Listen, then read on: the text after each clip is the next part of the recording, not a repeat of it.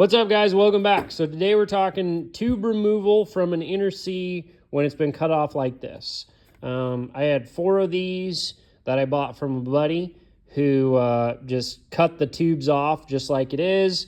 And now I actually need these for a project that I'm doing because I've got 2 Dana 44s here that were closed knuckle 44 fronts that I've since cut the closed knuckles off, and I'm going to need the inner C's to make these an open knuckle Dana 44 for CJ5s, CJ7s, flat fenders, whatever you want to put it in. So when you're dealing with this right here, how I like to start out is obviously you just want to get this section of tube off.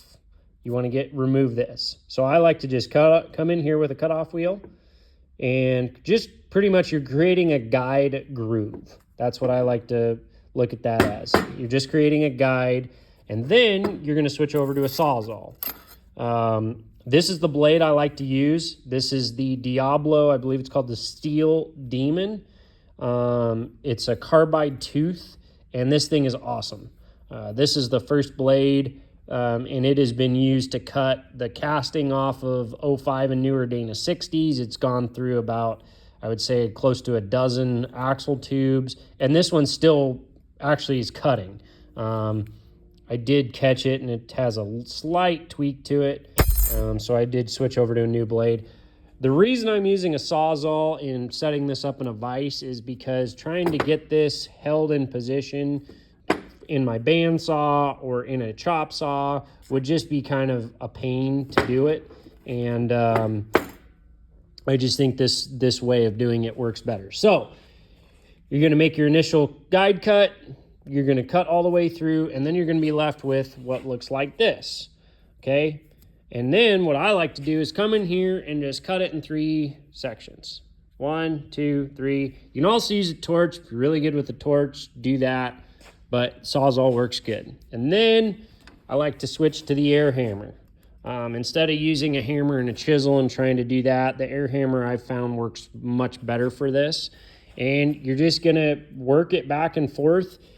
You also probably are going to have to come in here and take a flap disc or a grinding disc and just remove a little bit of material around here.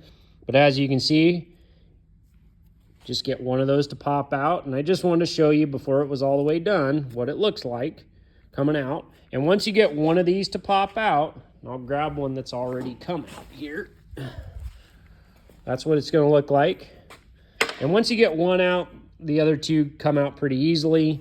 And then pretty much this is what it looks like when it's done. This is one I've done. And then you clean up the inside of it.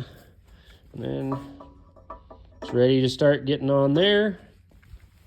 Weld it up and you're good. That is how I like to do it. You can buy brand new inner C's. I want to say they're around $450 to $500 a pair. So if you can pick up something like this, especially for the correct tube size, these are 2 3/4. I recommend that. Also, something I would say is if you have Dana 30s that you are not going to use, or say it's a junk housing, you can remove the inner C off of a Dana 30. And if you have a good machine shop nearby, just have them machine this out to the correct tube diameter. These are 2.5 inch. You can have that machined out to fit the 2 3/4 inch tubes or the 3 inch tubes if you absolutely had to. So that's another option. I've got a pair of these that I'm going to be taking to the machine shop and doing that with as well. But just a quick rundown of how I do this and how you can save yourself a little bit of money by taking some time. And again, these are not specialty tools, guys. You're talking a cutoff wheel, a grinder, a Sawzall, and an air hammer. And even if you didn't have the air hammer, you could do it with a hammer and chisel. Might take you a little bit longer, but you will probably get the same result. And then once all that's out, just clean it out and you'll be good to go. All right, guys. Hopefully this helps out a little bit, and we'll catch you on the next one.